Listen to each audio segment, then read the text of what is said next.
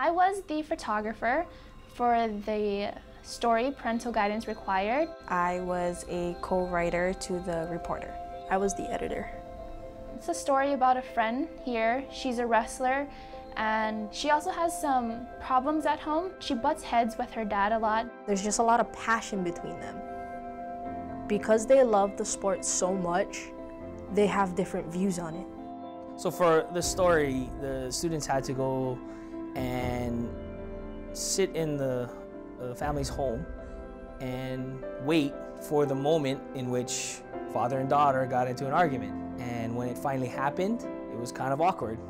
For them to trust me means a lot, and I think a lot of it had to do with knowing me. And so there was trust there, and I think that's something we kind of mentioned after, that it's a good thing they had that kind of trust because the family wasn't afraid to open up in any way. I guess the difficulties for the editor is that we have to wait for what the writer has and what the reporter has and what else clips we need to get from our videographer. And so with that in mind, you always have to think about what you can do to help them help you.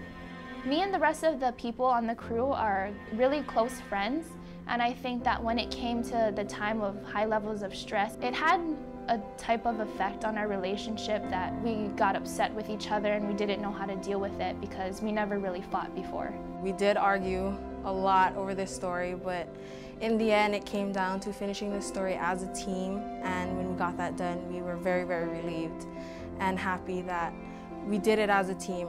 For as much complaining as they do, I think when they look back on it, they always smile and they say it was a great experience. And I think that's something that, you know, when they grow up, they'll realize that a lot of who they are the experiences that they've built over the years.